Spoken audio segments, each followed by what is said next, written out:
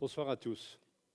Je ne sais pas si vous vous souvenez, lorsque Nicolas Hulot démissionne du gouvernement français, il a dit une phrase qui m'a frappé. Où sont mes troupes? Où sont mes troupes?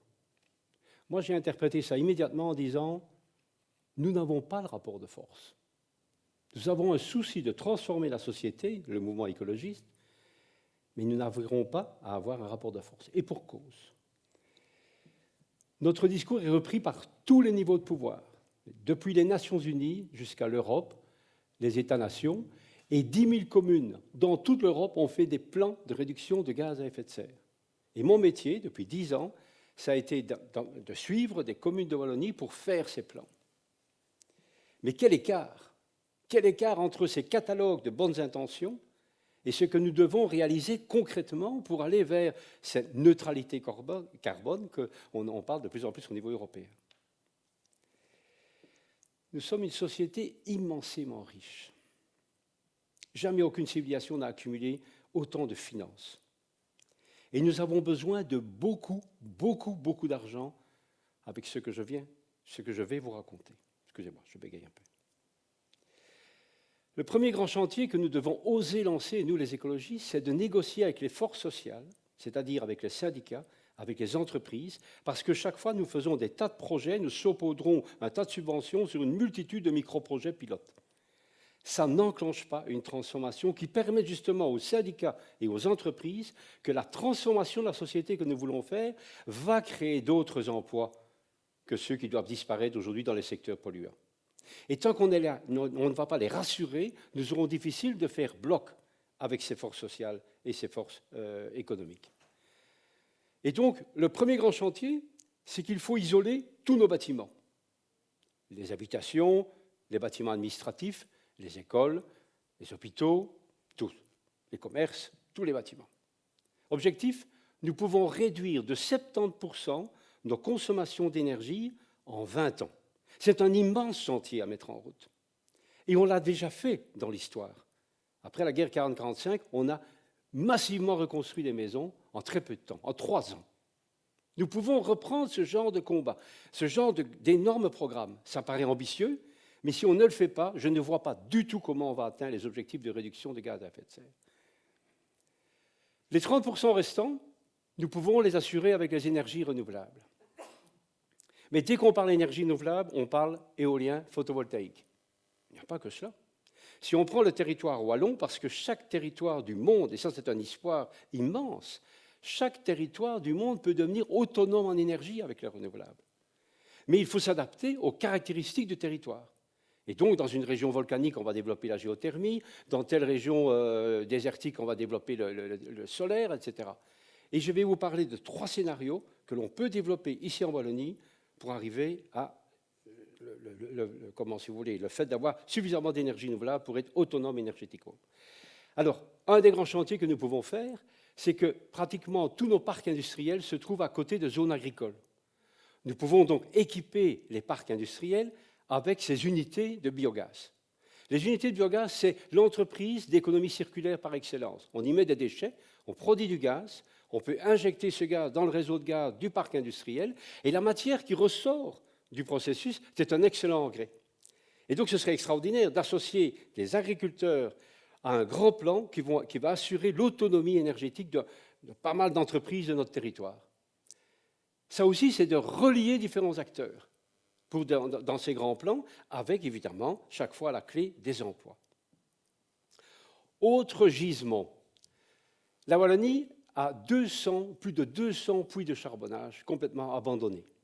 Sur certains puits, on peut installer des pompes à chaleur.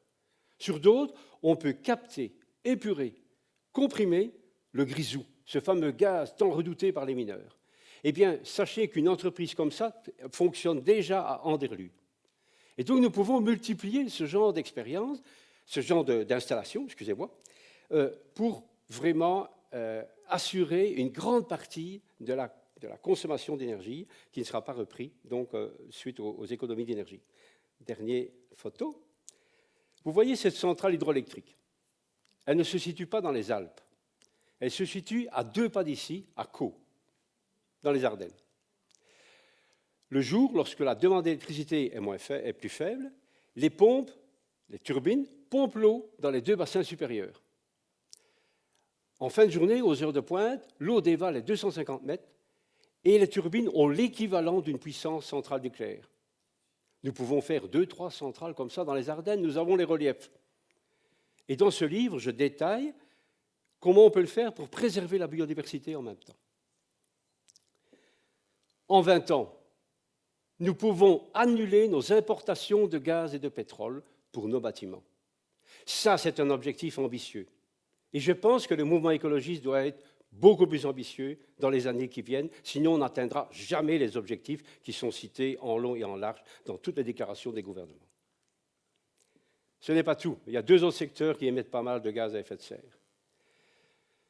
Le secteur agricole émet à peu près 14 à 15% d'émissions de CO2. Vous le savez, le secteur agricole s'est laissé piéger dans une guerre économique mondiale. Il faut absolument les extraire de cette guerre économique mondiale. Parce qu'alors, une partie des agriculteurs se sont lancés dans une agriculture hyper productiviste qui détruit notre biodiversité. Ils ne sont pas heureux. On perd 800 emplois chaque année en agriculture, en Wallonie. Ils ne sont pas heureux, d'ailleurs, ils ont très peu de repreneurs. Et ils se justifient continuellement par rapport à nous, parce qu'ils se sentent bien que ça ne colle pas. Mais là, il faut leur proposer une sortie économique fiable pour réorienter les filières agroalimentaires. Un autre grand chantier sont évidemment les transports. Les embouteillages quotidiens que nous connaissons coûtent entre 3 et 8 milliards par an à la Belgique. Non, ce n'est pas une étude de Greenpeace, c'est une étude de l'OCDE. Et de constater que quand il y a une diminution de 10% du trafic, l'économie financière est de 40%, l'équivalent de 1 à 2 milliards. Donc nous pouvons nous organiser pour que ce trafic diminue de 10% toute l'année, et avec l'économie que l'on va faire chaque année, avec un prêt de très longue durée, eh bien nous pouvons récupérer un chemin de fer ultra performant qui sera alimenté par de l'électricité renouvelable et de l'hydrogène, parce que vous pouvez faire les calculs comme vous voulez. Si on veut réduire les gaz à effet de serre au niveau de la mobilité, il faut revenir au rail. Je vous signale qu'on a abandonné le chemin de fer il y a à peine 75 ans et que nous avons dans tout le pays des infrastructures qui sont sous-utilisées, ponts, tunnels, etc., et une assise, si vous voulez, pour les rails qui sont quasiment dans tout le pays. Nous avions le chemin de fer le plus dense d'Europe, ici, en Wallonie. Mais ce n'est pas tout. Je suis désolé de vous montrer cette image-là, ici à Liège, mais ça aussi, c'est un grand chantier. Il faut rapidement adapter nos territoires aux effets du réchauffement climatique. Et malheureusement, j'ai travaillé dans certaines communes sur ces plans d'adaptation et je ne savais pas que cette prise de conscience allait aller aussi vite avec des événements dramatiques qu'on vient de vivre. Et là, il faut évidemment construire des bassins d'orage, à la fois dans les vallées, mais aussi sur les collines. Tous les sites inondables ont été répertoriés par la région wallonne. Il faut rapidement faire ces bassins d'orage. Mais ce sera utile. Certaines entreprises qui vont travailler dans ce domaine pourront se former pour aller aider d'autres peuples à adapter aussi leur territoire aux effets du réchauffement climatique. Il faut pouvoir capter l'eau quand elle tombe trop fort et la restituer au moment des sécheresses, puisqu'on aura ces 2 phénomènes en alternance dans les années qui viennent. Un autre grand chantier, et c'est le dernier, ils vont être 250 millions, la moitié de la population de l'Europe, selon les chiffres des Nations Unies. Ils vont devoir quitter leur territoire parce qu'il sera incultivable à cause de la montée des eaux, à cause des sécheresses à répétition. Une partie d'entre eux, on peut aller les aider, on peut aller travailler avec eux pour adapter leur territoire. Je pense aux Hollandais et aux Flamands qui font un travail remarquable pour éviter, si vous voulez, pour se protéger de la hausse de l'océan. Mais ces entreprises-là pourraient très bien exporter dans un esprit de coopération pour aider d'autres peuples à résister à ces phénomènes. Mais on devra en accueillir. Et vous savez que certains partis se servent de la peur des gens pour essayer d'arriver au pouvoir et ne rien proposer vraiment de cohérent face aux défis auxquels on doit faire face. Il est absolument indispensable aussi de redévelopper un grand secteur d'éducation permanente pour justement que les gens comprennent que l'arrivée de migrants, il n'y a pas besoin d'avoir peur, c'est un enrichissement de notre collectivité. Et d'ailleurs, nous sommes issus ici de pas mal de souches immigrées différentes. Ces grands chantiers ne peuvent être réalisés par une super bureaucratie, comme a expliqué tout à l'heure Sophie, ou bien par des grandes multinationales qui, sponsorisées par des mécènes qui ont accumulé des fortunes considérables et qui diraient, voilà, on s'occupe de tous les gars, on va s'en occuper. Non, non, non.